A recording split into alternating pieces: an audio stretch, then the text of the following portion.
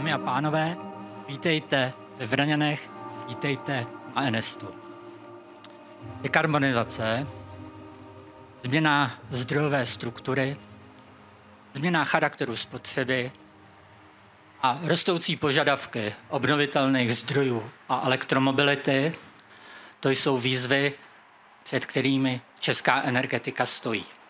Enest je příspěvkem DEČI k nízkoemisní energetice, spolehlivé a ekonomicky přívětivé. Děkuji.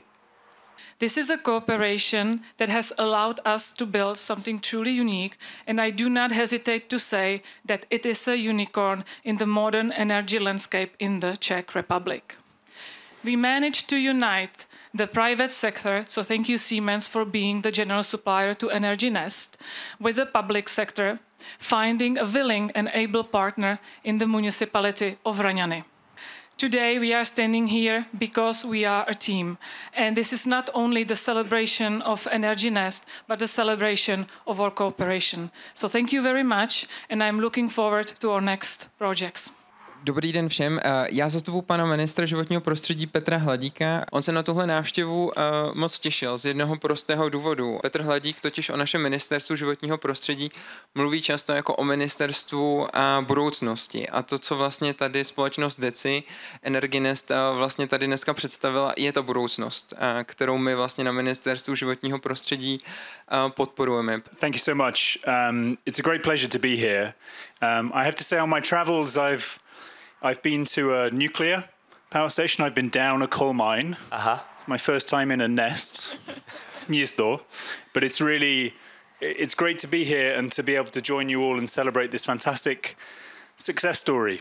But really this project is about, as we've heard already, a change in mindset, really. A change in mindset that we all need to make for the green energy transition that's in front of us. Ono to je hlavně o té spolupráci a nalezení porozumění mezi tou vizí a následně realizací, ať už na straně investora nebo následně na straně municipalit, a tedy akceptace těch daných projektů.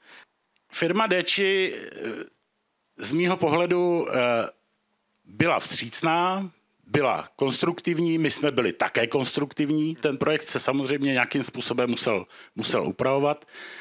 Ale já jsem rád, že dobrá spolupráce a vstřícnost firmy DEČI, případně Enest, neskončila tak, jak to občas bývá, razítkem ke stavebnímu povolení, ale pokračuje dále, čehož si velice cením. U tohoto projektu vidím jasnou vizi, jasnou ekonomiku a do budoucna myslím, že ten projekt prostě bude velice užitečný. Já jako bývalý absolvent elektrofakulty ČVUT jsem moc rád, že právě u těchto věcí můžeme jako spořitelna být a přeju, aby takovýchto projektů bylo prostě víc. Se silnými sponzory, s lidmi, které projektu věří, s bankami, s obcemi, kterému věří. Protože ve finále i to, čemu banky slouží, to znamená půjčovat peníze, dávat úvěry, to znamená kredity, je od slova věřit, krédo. A když věříme a máme s kým spolu věřit, tak jak se říká, tak se dílo podaří. Pro nás tohle společně se Spořkou je ryzí příklad toho, jak by to mělo v praxi vypadat. Toto je projekt, který bezesporu vede k energetické soběstačnosti, k vyšší energetické bezpečnosti našeho státu a k vyšší míře obnovitelných zdrojů a u toho my vždycky velmi rádi budeme a je tady ještě ta krásná třešnička spolupráce akademického a soukromého sektoru. Radost mám proto, že zcela konkrétně ukazujeme, že ta mnohokrát diskutovaná spolupráce akademické sféry s průmyslem je prostě možná. A je možná tehdy, když obě strany mají společnou vizi, ale jsou nejen navzájem přívětiví, oni jsou vzájemně motivováni dotáhnout něco špičkového, něco zvláštního, něco unikátního. A to v tomto případě nastalo. Yours Excellency, dámy a pánové, já jsem skutečně velice rád, že jsme dostali tu příležitost od společnosti DEČI, abychom skoordinovali tento skvělý projekt. Je to skutečně unikátní věc, která je pro nás velmi důležitá také proto, že pro Siemens je udržitelnost jednou z velmi vysokých priorit. It's great to see a Czech company leading the way into a greener and more sustainable future.